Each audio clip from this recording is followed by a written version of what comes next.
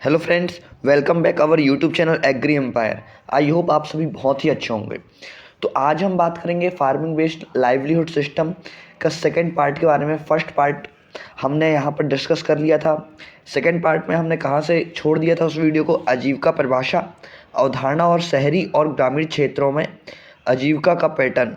ठीक है, इस पर हमने इसके पहले हमने चर्चा कर ली थी। अगर आपने नहीं देखा उस वीडियो को और डायरेक्ट इस वीडियो में आ गए तो मेरे अकॉर्डिंग आपको पहला वो वीडियो देखना चाहिए, उसके बाद ही आप सेकेंड वीडियो में आए, ताकि आपको पहले का नॉलेज हो जाए, उसके बाद ही आप सेकेंड वीडियो को समझ पाएंगे अच्छे से।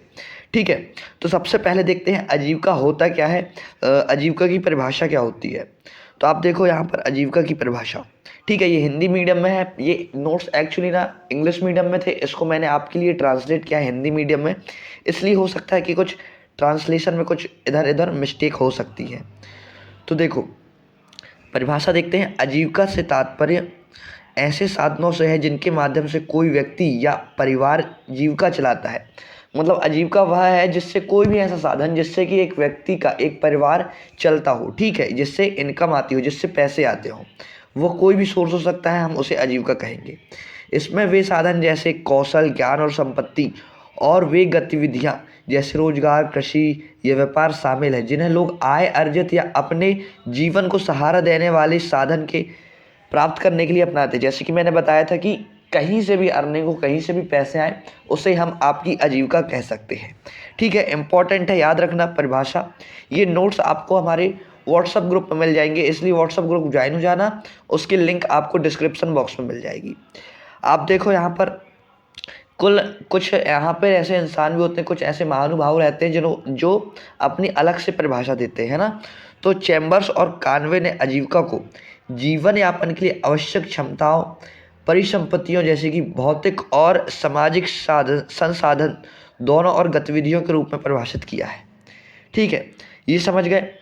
आजीविका की अवधारणा क्या है ये देखते हैं। आजीविका की क्या अवधारणा है ये देखो। आजीविका की अवधारणा आय सृजन से कहीं आगे जाती है और लोगों द्वारा जीवन की आवश्यक चीज़ों जैसे भोजन, पानी, आश्रय, कपड़े और शिक्षा और स्वास्थ्य तक पहुंचने को सुरक्षित करने की अधिक समग्र समक्ष पर केंद्रित है। इसमें सामाजिक और सांस्कृतिक पर्यावरणीय आयाम भी शामिल है। यानी कि अब यहाँ पर क्या कह रहा है कि सिर्फ यह पैसे तक ही सीमित नहीं है, यह इंसान की हर एक गतिविधि से संबंधित है, जिसमें भोजन, आश्रय, कपड़े और शिक्षा ये सभी चीज़ें आती हैं। सांस्कृतिक हो, कोई सांस्कृतिक कार्यक्रम हो रहा है, सामाजिक कार्यक्रम हो रहा है, तो जितने भी आपकी यहाँ पर ये सारी चीज़ें आती हैं, ये सब आजीविका में आ जाता है ना। अब यहाँ पर पैसे की बात आपकी हटा दी गई है। यहाँ पर देखो आजीविका अवधारणा के प्रमुख घटकों में शामिल है।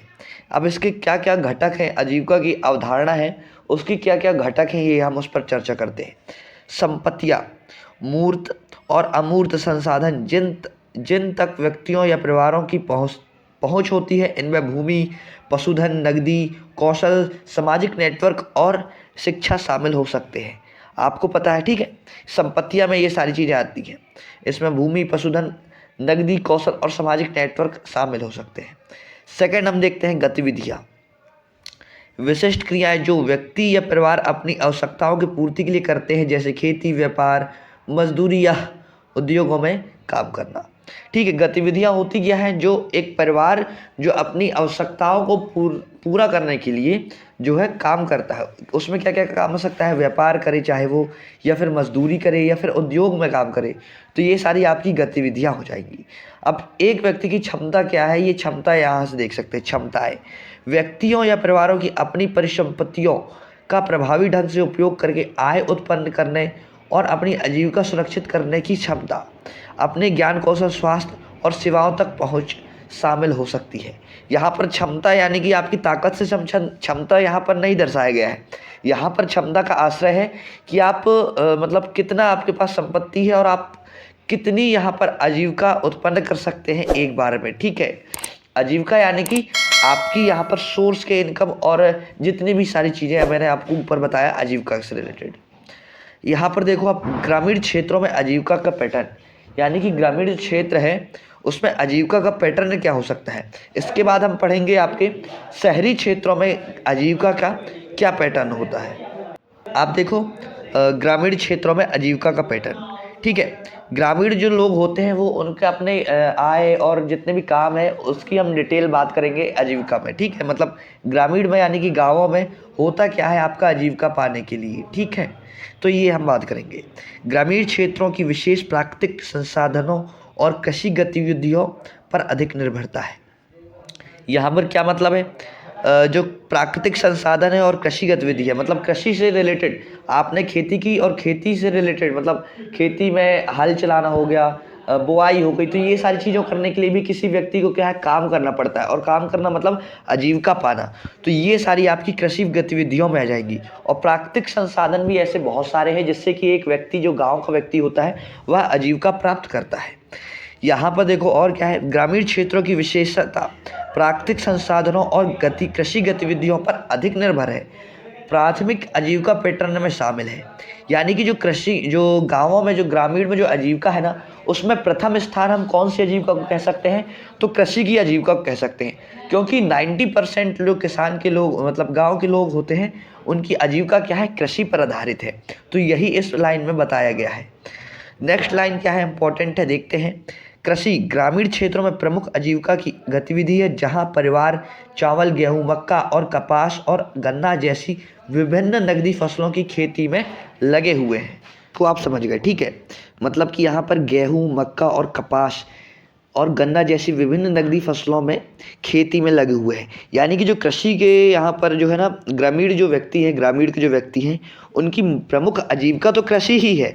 बाकी कृषि में भी कौन सी फसल पर जो है मुख्य आजीविका है, तो देखो चावल, गेहूँ, मक्का, कपास और गन्ना, ये 3 नगदी फसल हैं और 1-2 यहाँ पर नगदी फसल नहीं है। मतलब यहाँ पर बताया क्या है कि आपका जो ग्रामीण वाला जो व्यक्ति होता है, ग्रामीण में जो व्यक्ति रहता है उसकी आजीविका तो आपकी कृषि ही है। बाकी कृषि में भी कौन सी फसल पर मुख्य आजीविका है, ये आपकी 5 फसलें यहाँ पर बता दी गई हैं। इंपॉर्टेंट है, ये फसलों को आप नोट कर सकते हो अपनी कॉपी में, ठीक है। और आपको जो भी डाउट आते हैं आप कमेंट कर सकते हो वीडियो में, ठीक है। मैं आपके हर एक डाउट क्लियर कर दूंगा। और अगर आपको नोट्स चाहिए FBPAT या BSc एग्रीकल्चर एंड हॉर्टिकल्चर के 6 दिन कमेटी के अनुसार, तो आप मुझे मेरे व्हाट्सअप नंबर पर ज़रूर मैसेज करना। मैं आपको बहुत ही कम प्राइस में आपको नोट्स अवेलेबल करा कर दूंगा, चाहे आप हिंदी मीडियम से हो चाहे आप इंग्लिश मीडियम से हो, ठीक है। नेक्स्ट देखते हैं, पशुपालन कई ग्रामीण परिवार जैसे मवेशी, भेड़, बकरी और मुर्गी सहित पशुधन पालन करके भी अपनी आय वृद्धि कर रहे हैं।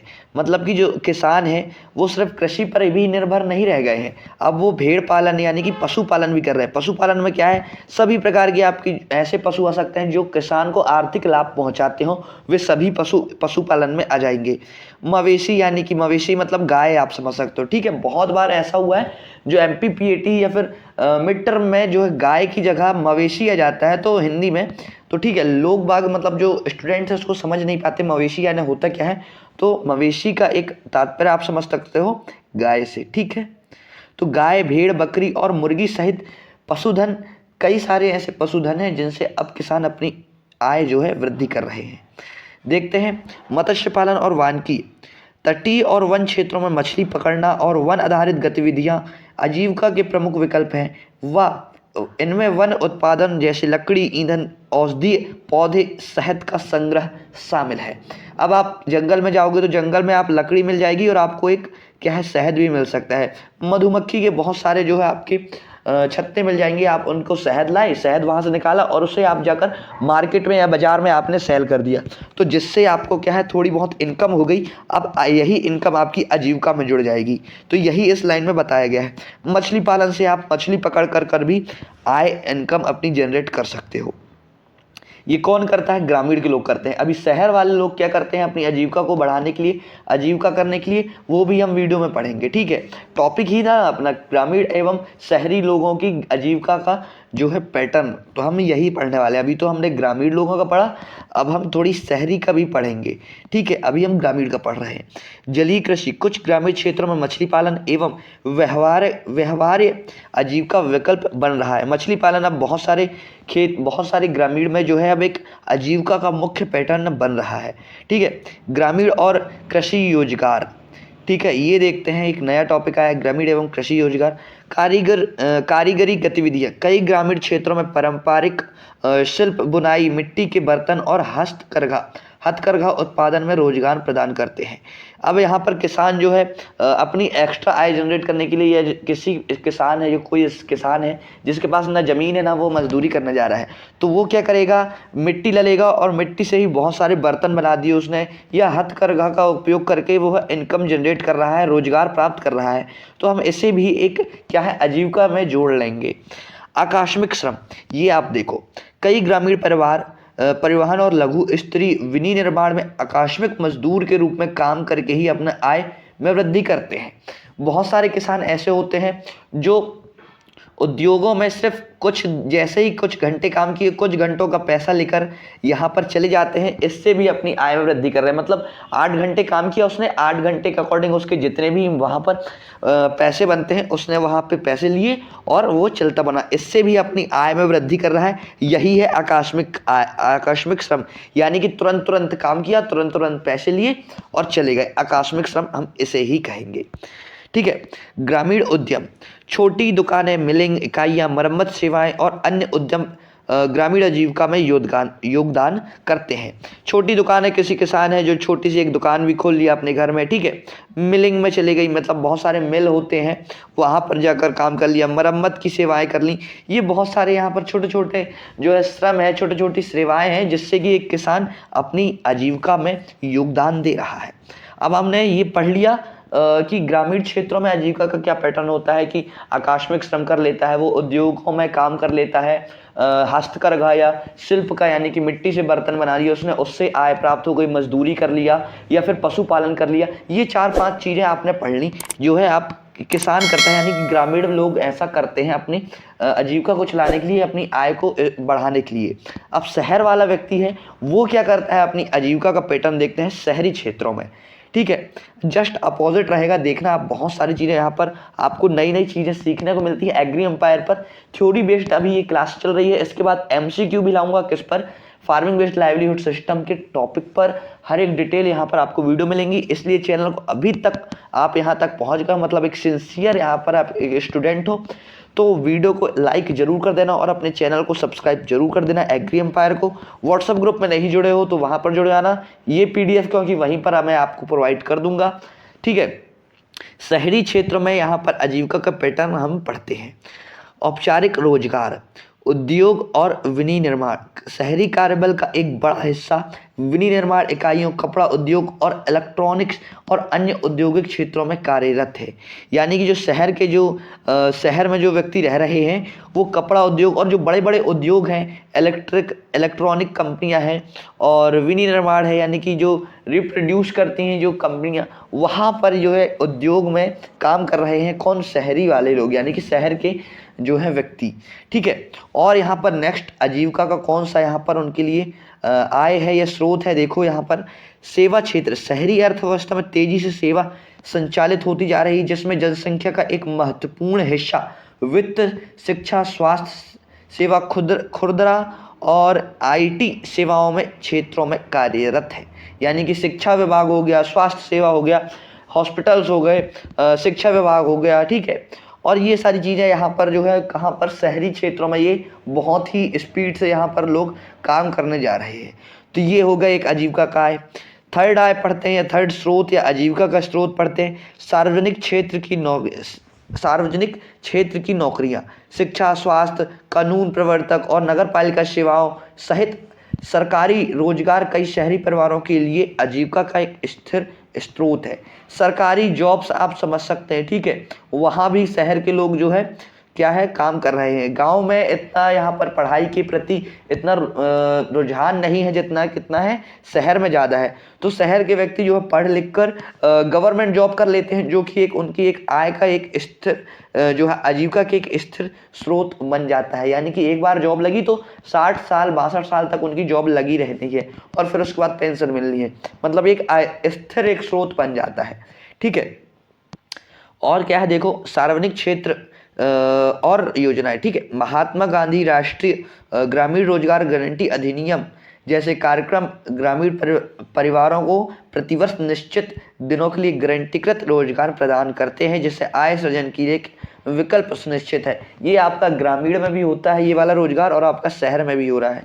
ठीक है। महात्मा गांधी मनरेगा, ठीक है। इसमें कितने दिन का रोजगार मिलता है, पिछली वीडियो में मैंने बताया था 100 दिन का आपको रोजगार मिल जाता है मनरेगा में। ये आपकी गवर्नमेंट प्रधानमंत्री की तरफ से ये निकाली गई योजना है, ठीक है। इसमें आपको साल में एक बार 100 दिन के लिए आपको गारंटी, यहाँ पर गारंटेड आपको रोजगार दिया जाता है, चाहे आप ग्रामीण से हो चाहे आप शहरी क्षेत्र से बिलोंग करते हो। तो ये आपको ध्यान रखना है।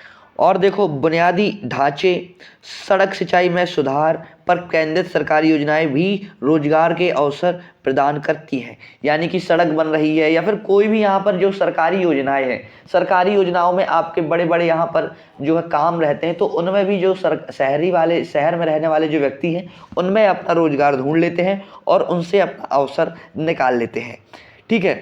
और देखो, स्वरोजगार और उद्यमिता, यानी कि स्वरोजगार से आप क्या समझ रहे हो, मतलब खुद का रोजगार बनाना। हो सकता है किसी व्यक्ति ने यहाँ पर अपना उद्योग स्थापित कर लिया या फिर बहुत बड़ी यहाँ पर दुकान स्थापित कर ली, तो उससे क्या होगा, उनका स्वरोजगार बन रहा है। उद्यमिता से आप क्या समझ रहे हो, मतलब अपना खुद का उद्योग यहाँ पर उसने ओपन कर लिया, कोई भी कंपनी यहाँ पर एक लघु उद्योग उसने ओपन कर लिया, ठीक है। ये आपकी सारी चीज़ें होती है। लघु उद्योग उद्यम जैसे कि SMI शहरी क्षेत्र में रोजगार के अवसर प्रदान करते हैं, जिनमें छोटी दुकानें चलाना, दर्जी का काम, बढ़ईगिरी, मरम्मत सेवाएं और अन्य उद्यमशील उपक्रम भी शामिल है। अभी तो गवर्नमेंट की तरफ से बहुत सारी योजनाएं भी आती हैं, बहुत सारी योजनाएं भी चल रही हैं प्रेजेंट में। वो यहाँ पर जो है ग्रामीण एंड सरकारी शहरी दोनों ही क्षेत्र के व्यक्तियों को यहाँ पर रोजगार देती है, ठीक है। अब यहाँ पर देखो, ऑनलाइन भी यहाँ पर पैसे जो है आजीविका यहाँ पर बनाई जा रही, कहाँ पर, शहरों में।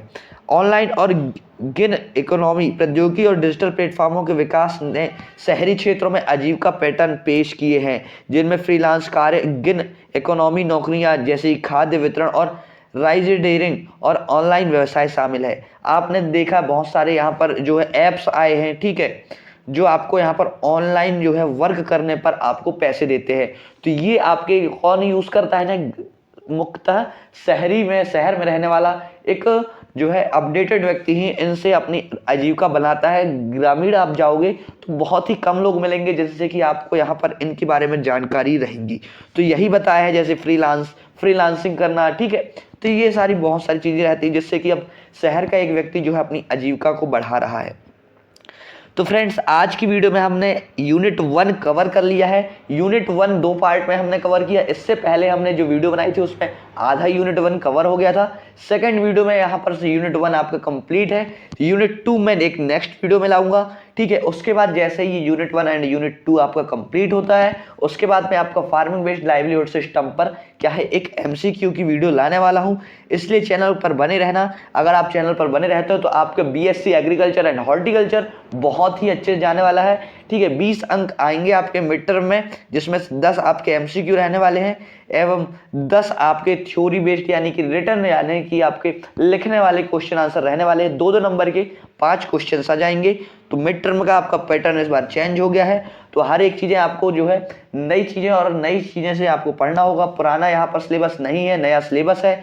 नोट्स चाहिए तो आप, ये मेरा व्हाट्सअप नंबर है, मैं आपको बता दे रहा हूँ, इस पर आप कांटेक्ट करना। मैं आपको बहुत ही कम प्राइस में आपको हर एक सब्जेक्ट के, आप चाहे आप हिंदी मीडियम से हो चाहे आप इंग्लिश मीडियम से हो, BSc एग्रीकल्चर या हॉर्टिकल्चर के नोट्स आपको मिल जाएंगे। मिलते हैं फ्रेंड्स ऐसे ही नेक्स्ट इंपॉर्टेंट वीडियो के साथ। जब तक के लिए वीडियो को लाइक और अपने दोस्तों के साथ भी वीडियो शेयर कर देना जो BSc एग्रीकल्चर या हॉर्टिकल्चर कर रहा है, और अपने सारे ग्रुप्स में भी वीडियो शेयर कर दो। मिलते हैं नेक्स्ट इंपॉर्टेंट वीडियो के साथ।